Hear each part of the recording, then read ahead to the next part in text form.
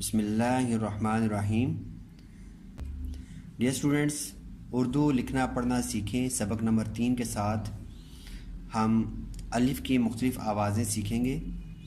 और इसमें है कि अलिफ़ को दोनों लाइनों के दरमियान से स्टार्ट करते हैं और बिल्कुल सीधी लकीर बनाते हैं। ठीक है। अब अलिफ़ की जो आवाज़ है, अगर सिर्फ आपने अलिफ़ लिखा है तो इसकी आवाज़ पैदा होती है अ की, अ। ठीक है, अ। तो अगर आपने अलिफ़ को किसी हरफ के शुरू में लगाया है, किसी लफ्ज़ के शुरू में लगाया है, तो ये हमेशा अ की आवाज़ ही पैदा करेगा। ठीक है, अ। लेकिन अगर आपने अलिफ़ के नीचे ज़ेर लगा दिए तो फिर ये ई की आवाज़ पैदा करेगा, ई। और अगर आपने अलिफ़ के ऊपर पेश को लगा दें तो ये ऊ की आवाज़ पैदा करेगा। तो ये बनता है, ये आवाज़ें 3 किस्म की बन जाती हैं और इन्हें कहते हैं हरकात। ये जो मैंने ज़ेर, पेश और अलिफ़ के ऊपर अगर आपने ज़बर नहीं भी लगाया तो ये ज़बर ही कंसिडर होगा, ये आ ही पढ़ा जाएगा, अ। तो इसके ऊपर हम ज़बर भी लगा लेते हैं तो ये आ ई ऊ, आ ई ऊ, तो ये आवाज़ पैदा करेगा।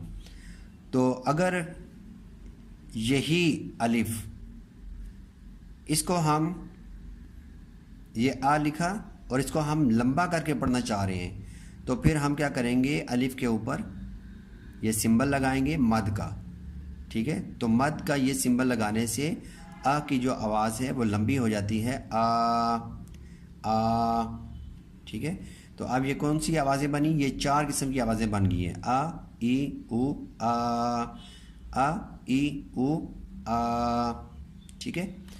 और अगर डियर स्टूडेंट्स कि आपने अलिफ़ के नीचे ज़ेर है, अलिफ़ के नीचे ज़ेर है और इसकी हरकत को आपने लंबा करना है। अभी देखें यहाँ पे या क्या इसकी आवाज़ है, ई, ई। अगर इसके साथ आप छोटी जाए भी लगा देते हैं तो ये आवाज़ पैदा करेगा, ई ई ई। इसी तरीके से ये आ ई ई, ओ ओ। अगर इसको लंबा करना है तो आप यहाँ पे पेश की तरह का ही वाव बनाएंगे। जिस तरह ये शक्ल है इसी तरह की ये मिलती जुलती शक्ल है और ये है वाव, तो ये आवाज़ पैदा करेगा ऊ। तो आवाज़ें कितनी होगी, आ ई ऊ आ, ई ई ओ ओ। ठीक है। अब डियर स्टूडेंट्स कि अगर ये आ की आवाज़ है, अ, और किसी भी लफ्ज़ के शुरू में है तो ये अ की आवाज़ पैदा कर रहा है। और अगर आपने किसी हरफ के साथ इसको लगाना है, जैसे ये है ब यानी कि बे, ब, और इसके साथ आपने अलिफ़ को लगा दिया है तो ये बन जाएगा बा। ठीक है, ये क्या है, बा, यानी कि बा के ऊपर ज़बर है, बा बा। तो अलिफ़ जो है किसी भी हरफ के एंड पे लगेगा तो ये अलिफ़ उसकी आवाज़ यानी कि जो पहला हरफ लगा हुआ है उसकी आवाज़ को लंबा कर देता है। इसी तरीके से ये देखें, त, ता, ट, टा, स। इसी तरीके से इसको आप लंबा कर दें, साथ सा, अलिफ को लगाया सा। तो अब डियर स्टूडेंट्स हम कुछ लफ्ज़ बनाते हैं और लफ्ज़ बनाने के लिए आपको मैं बताता चलूँ कि ये जो हमने अलिफ़ लगाया है बा के साथ या किसी भी हर्फ के साथ अलिफ़ को लगाते हैं तो ये रुकन कहलाता है। तो ये ब और अलिफ़ बन गया रुकन। ठीक है, ये एक रुकन है। तो 2 हरफों को मिला के ये रुकन बन रहा है। ठीक है, और अगर हम ये रुकन लगाते हैं और साथ किसी हरफ को लगाते हैं, जैसे हम ते को लगा देते हैं तो ये बन जाता है बात, बात, बा, लाम, बाल, बाल। ठीक है। अब डियर स्टूडेंट्स, आपने एक और चीज़ याद रखनी है कि अलिफ जब शुरू में लगता है, जैसे ये मैं अ लगाया तो अ की आवाज़ अलग से पैदा होगी, और कोई भी हर्फ इसके साथ आप जोड़ देंगे तो जैसे अज, अज, ठीक है, तो ये अ की आवाज़ अलग से आ रही है। ठीक है। लेकिन जब किसी हर्फ के साथ एंड पे जुड़ के आएगा तो अलिफ की अलग से अपनी आवाज़ नहीं निकलेगी, बल्कि उस हर्फ की आवाज़ निकलेगी। जैसे जे की आवाज़ निकलेगी, लेकिन जे को या ज को लंबा करके पढ़ेंगे, जा जा। देखें यहाँ पे अलिफ की अलग से आवाज़ नहीं है, यहाँ पे अज अ की आवाज़ आ रही है, यहाँ पे जा यानी कि जे को ही लंबा कर दिया गया है। ठीक है। तो अब जोड़ तोड़ के अंदर भी आपने एक चीज़ को याद रखना है कि जब अलिफ एंड पे आ रहा है, ठीक है, किसी भी लफ्ज़ के दरमियान में आ रहा है या एंड पे आ रहा है, तो अलिफ के पीछे वाला जो हरफ होगा उसके साथ अलिफ को मिला के पढ़ेंगे। ठीक है। मिसाल के तौर पे ये देखें, ये मैंने लिखा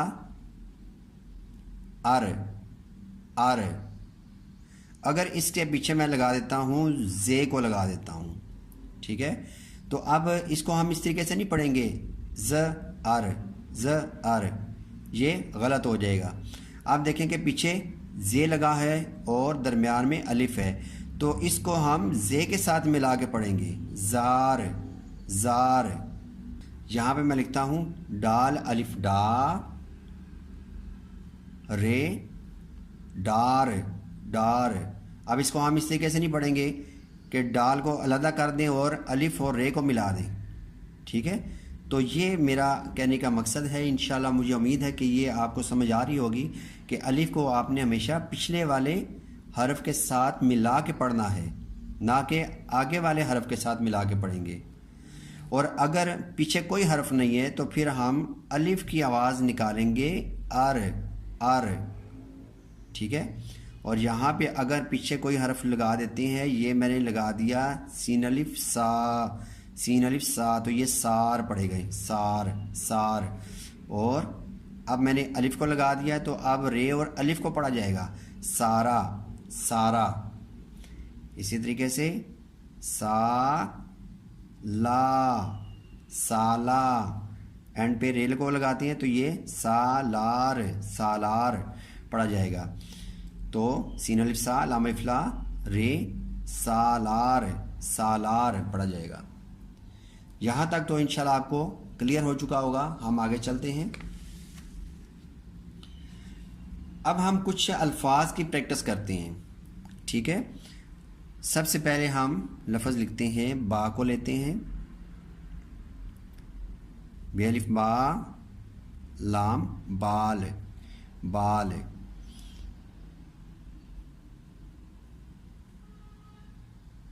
टाल, टाल, ताल, तार, तारा, तारा, तारा, सारा,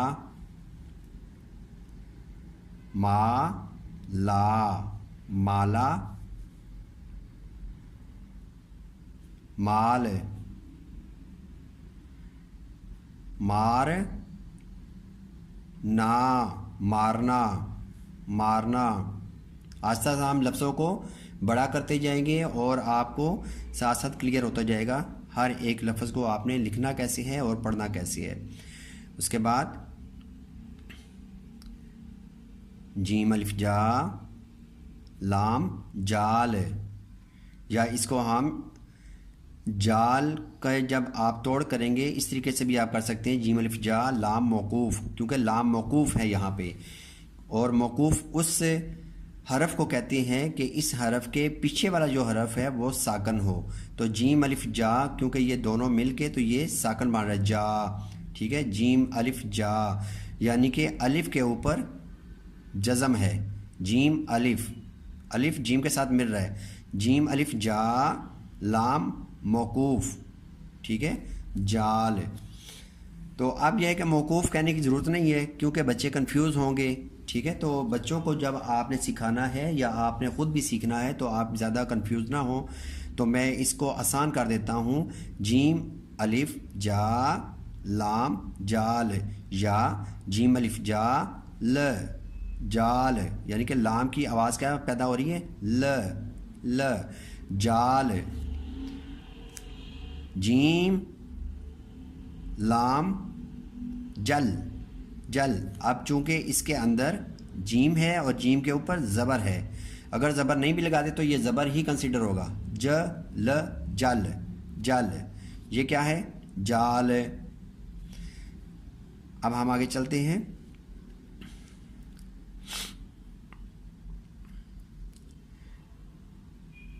हे अलिफ हा लाम हाल हाल, खे अलिफ खा मीम खाम,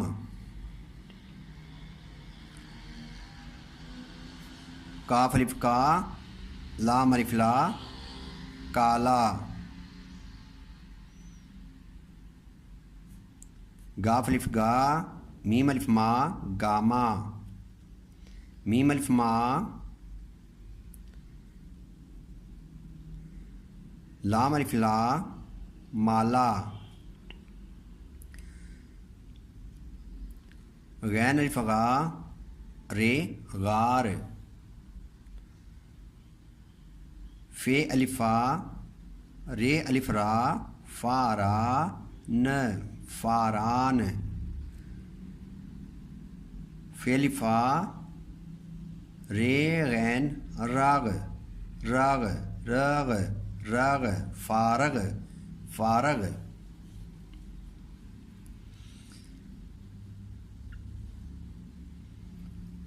अलिफ मद आ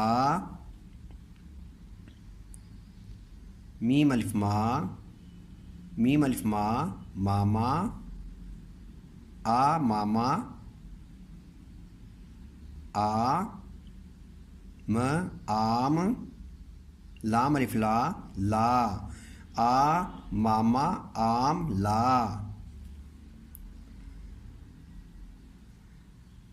आपा आपा का ताफ तोय वाव तो अलिफ्ता तोता, आपा का तोता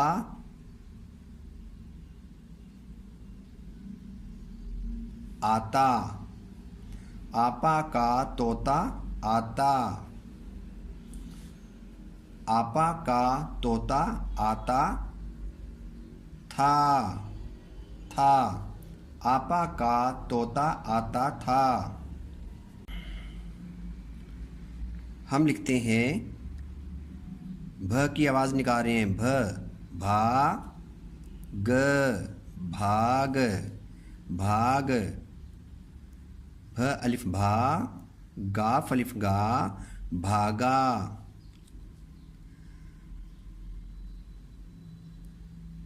जीम अलिफ जा रे जार, खे अलिफ खा काफ खाक खाक,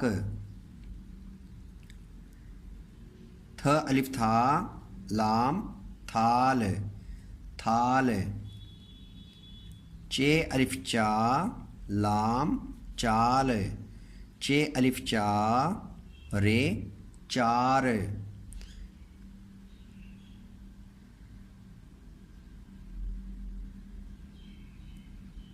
चे अलिफ चा दाल रे दर चादर चादर, बे अलिफ बा बाबा बाबा बाबा, आ जा बाबा आ जा,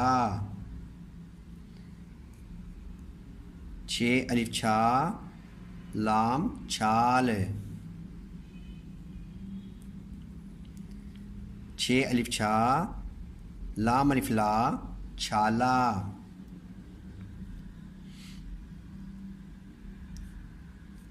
गाफ अलिफ गा नून अलिफ ना गाना, गाना,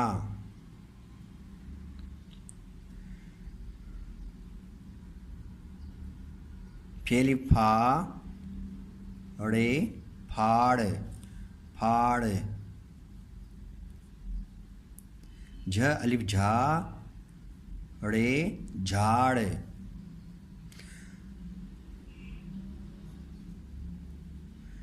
झ अलिफ जा सॉरी यहाँ पे हम रे को लिखेंगे, झाड़, झाड़ा, झाड़ा,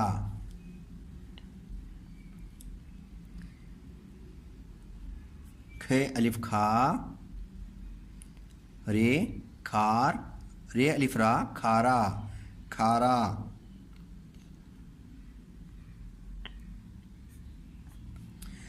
गे अलिफ गा ग अलिफ गा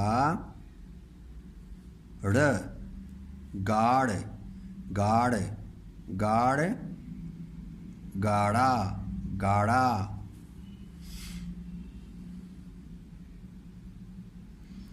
मीम अलिफ मा नून अलिफ ना माना। डियर स्टूडेंट्स, आपको काफ़ी ये प्रैक्टिस हो चुकी होगी और समझ भी आ चुकी होगी कि आपने अलिफ़ का इस्तेमाल कैसे करना है। ठीक है, तो आज हमने अलिफ़ का इस्तेमाल किया है। ठीक है, अलिफ़ को हमने मुख्तलिफ हरूफ के साथ एंड पे लगा के तो उसकी आवाज़ें निकाली हैं। ठीक है, तो अब हम ज़रा अलिफ़ मद आ का इस्तेमाल भी करते हैं। अलिफ़ मद आ से हम लफ्ज़ लिखते हैं और अलिफ़ मद आ देखें कि आपने अलिफ़ को ही अगर लंबा करना है, बाकी हरूफ में तो होता है ना कि आपने अलिफ़ को लगा के तो पीछे वाले हरफ की आवाज़ को लंबा कर दिया, जैसे बे अलिफ़ बा। अगर आपने अलिफ़ को ही लंबा करना है तो अलिफ़ के साथ आप अलिफ़ को तो नहीं जोड़ सकते। ठीक है, ये डबलिंग हो जाएगी और पढ़ने वाला कंफ्यूज होगा। तो इस तरीके से आपने ये डबल अलिफ़ नहीं लगाना, तो आपने अलिफ़ के ऊपर मद का इस्तेमाल करके तो इसको लंबा कर देना है। आब,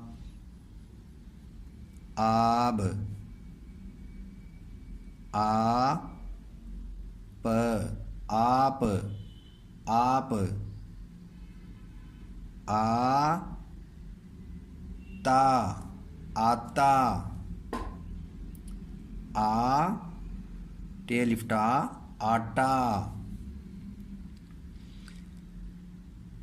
अलिफ मद आ मीम आम, अलिफ मद आ नून आन, अलिफ मद आ जीम आज, अलिफ मद आ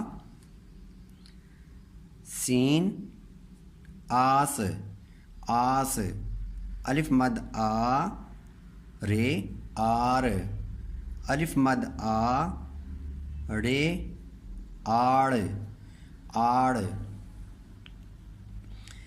अलिफ मद आ फे आफ, ऑफ,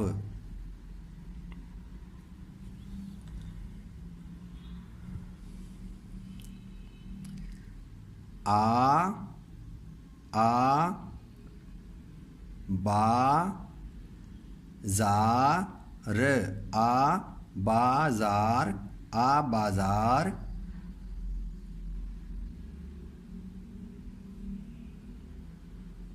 चे लाम वालो चलो, आ बाजार चलो।